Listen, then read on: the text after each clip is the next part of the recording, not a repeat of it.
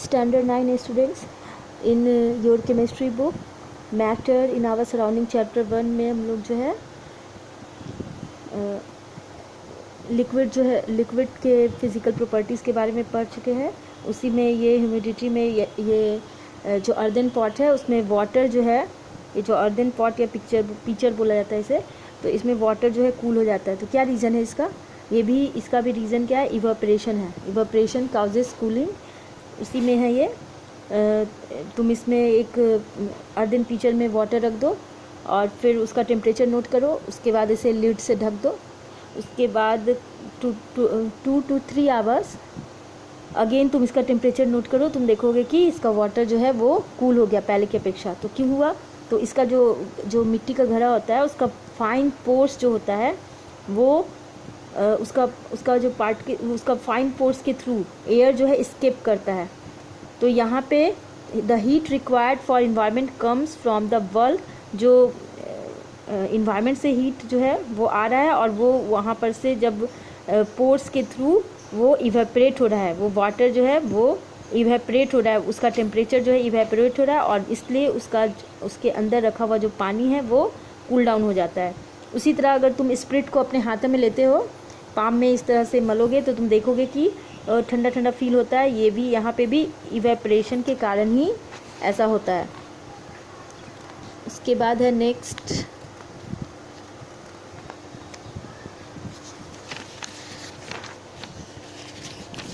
on cooling the energy of gas particles decreased and so environment of the particle is slowed down. The particles also come much closer to each other, leading to the increase in the intermolecular forces of attraction. This causes gas to contract. यहाँ पे एक gases के बारे में effect greenhouse, हाँ, तो यहाँ पे जो है हाँ अर्दन पॉट में जो है इस तरह से कूल होता है। उसके बाद है why wear cotton clothes in summer. क्यों हम लोग समर टाइम में जो है कॉटन का क्लॉथ जो है वो पहनते हैं? तो during summer we perspire profusely the sweat draws heat.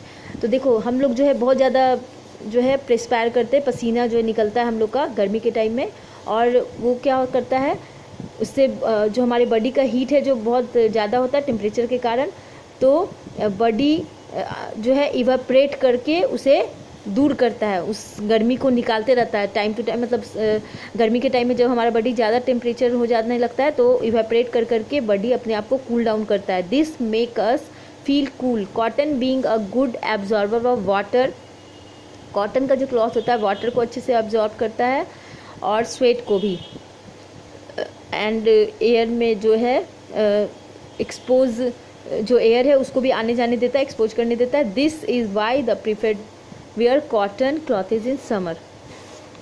तो ये सारा इवापोरेशन के ऊपर था कि ये लिक्विड में इवापोरेशन से क्या क्या होता है। फिर है boiling and point, boiling and melting होना चाहिए। तो we should be noted that a liquid boils only when its vapour pressure become equal. यानी जब हम किसी लिक्विड को बॉयल करेंगे तो उसका बॉइलिंग तब होगा जब वो उसका जो लिक्विड का जो प्रेशर है वो उसका वेपर जो है वो इक्वल हो जाएगा। When a liquid is heated it's vapour pressure gradually increases.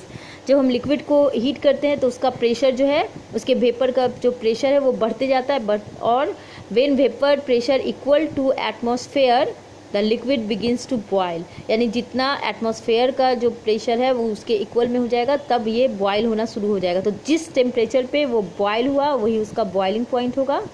और जैसा कि तुम इस डायग्राम में देख सकते हो, ऐसे तुम लोग वाटर बॉईल करते हो तो उसका तो तुम लोग को पता भी है, बचपन से पढ़ते आ रहे हो कि 100 डिग्री सेंटीग्रेड जो है बॉइलिंग पॉइंट होता है वाटर का। तो the boiling point of liquid occur through out, लेकिन सारे लिक्विड का एक जैसा नहीं होता, ये तो वाटर का है। उसी तरह और अलग अलग लिक्विड का अलग अलग भी बॉइलिंग पॉइंट हो सकता है। जिस टेम्परेचर पे कोई भी लिक्विड बॉईल करता हो तो उसे उसका बॉइलिंग पॉइंट बोलेंगे। The boiling of the liquid occurs through out the mass of the liquid with bubbles.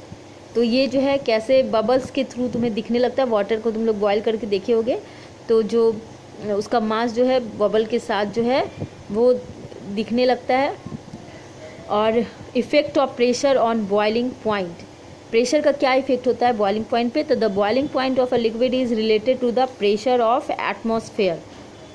ये एटमॉस्फेयर के प्रेशर के ऊपर डिपेंड करता है। बॉइलिंग किसी भी लिक्विड का बॉइलिंग पॉइंट जो है उसके एटमॉस्फेयर में क्या प्रेशर है उस टाइम में, उस पर डिपेंड करता है। हायर प्रेशर होगा तो हायर बॉइलिंग पॉइंट, और अगर लोअर प्रेशर होगा तो lower boiling point, vice versa. ठीक है। As you also decrease, for example the boiling point of water 100 degree Celsius and at 1 atm, यानी कि एटमॉस्फेरिक प्रेशर जो है इसे कहते हैं। तो but at every high altitude, जैसे जैसे हम ऊंचाई पे चले जाएंगे, तो जैसे माउंटेन पे चले गए तो boiling point water become much lower than 100 degree Celsius. तो जैसे हम ऊंचाई पे चले जाएंगे तो जहाँ पे प्रेशर घटेगा तो वहाँ पे बॉइलिंग पॉइंट भी घट जाएगा। The Mount Everest water boil at 70 degree Celsius. तो माउंट एवरेस्ट सबसे ऊंचा जगह है, वहाँ पे 70 डिग्री सेल्सियस पे ही वाटर जो है बॉयल कर देता है। So at high altitude you can cook rice और पल्सेज ईजली। हाई एल्टीट्यूड पे ज़्यादा आसानी से जल्दी बन जाएगा, हम लोग जो है कुक कर सकते हैं। This will require more time and heat. तो यहाँ पे क्या है, effect of impurity on boiling point. अगर इम्प्योरिटी जो है अगर इम्प्योरिटी होगा तो बॉइलिंग पॉइंट पे क्या इफेक्ट पड़ेगा। The term impurity means foreign substances added to pure liquid. Liquid में कुछ अलग से बाहर का पार्टिकल आ जाना, वही उसका इम्प्योरिटी है। The presence of non volatile substance as an impurity to the liquid raises the boiling point. या अगर कोई नॉन वोलेटाइल यानी कि जो अघुलनशील, जो घुलता नहीं हो, उसमें मिल नहीं जाता हो, वैसे लिक्विड में अगर कोई इम्प्योरिटी आ गया है तो वो बॉइलिंग पॉइंट को बढ़ा देगा। तो ये इफेक्ट पड़ता है। फिर difference between evaporation and boiling. Evaporation और बॉइलिंग में क्या डिफरेंस है। तो it is spontaneous process occur at all temperature. Evaporation किसी भी टेम्परेचर पे हो सकता है, और ये जो है ये एक पार्टिकुलर टेम्परेचर पे ही बॉयल करेगा। उसी तरह इवेपोरेशन जो है उसका occurs only at surface of liquid. वो जो है लिक्विड के सरफेस पे इवेपोरेशन होगा, और it occurs through out the mass of liquid. पूरे पार्टिकल्स में बबल निकलेगा पूरे ये में, इसमें सिर्फ सरफेस पे इवेपोरेशन होता है। It causes cooling effect. Evaporation जो है वो कूलिंग इफेक्ट देता है। It does not produce cooling effect, लेकिन ये कूलिंग इफेक्ट नहीं देगा, ये तो बॉयल करेगा तो और टेम्परेचर बढ़ता ही जाएगा।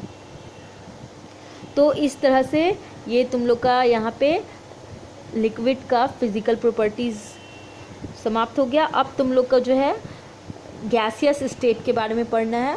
गैसियस स्टेट, इसका इंटरमॉलिक्यूलर फोर्स जो होता है वो वीक होता है। ये तुम्हें पहले भी बता चुकी हूँ।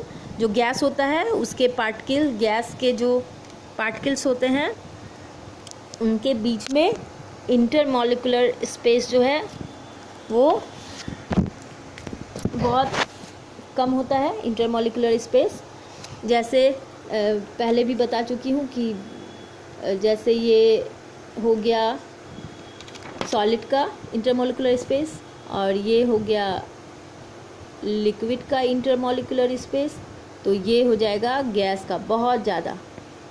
तो इस तरह से गैस का भी फिज़िकल प्रॉपर्टीज़ के बारे में हम लोग को जानना है कि उसका जनरल फिज़िकल प्रॉपर्टीज़ क्या है। तो इसका शेप एंड वॉल्यूम जो होता है गैस का, a gas has neither a definite shape nor a definite volume. ना इसका डिफिनिट शेप होता है ना डिफिनिट वॉल्यूम होता है। It takes the shape and volume of the vessel in its, जिसमें ये वाटर की तरह शेप तो इसका वैसे ही होगा, जिस कंटेनर में रखोगे, जिस जगह पे ये होगा उसके शेप का ले लेगा। लेकिन it occupies all the available space in the vessel because the particle can freely move. सारा उसको भर देगा, वो फिलअप कर देगा। कोई भी एक खाली डब्बा ले लो तो वो खाली नहीं है, उसमें एयर का पार्टिकल्स है। उसी तरह density of gases is lower than those of solid and liquid. Solid और लिक्विड की अपेक्षा इसका जो घनत्व होता है, डेंसिटी, वो कम होता है। Melting and boiling point, eight normal atmospheric pressure, अगर एक नॉर्मल एटमॉस्फेयर का प्रेशर लिया जाए तो इसका मेल्टिंग और बॉइलिंग पॉइंट जो है गैस का वो रूम टेम्परेचर से कम होगा। They are lower than those of solid and liquid, जो कि सॉलिड और लिक्विड से कम है।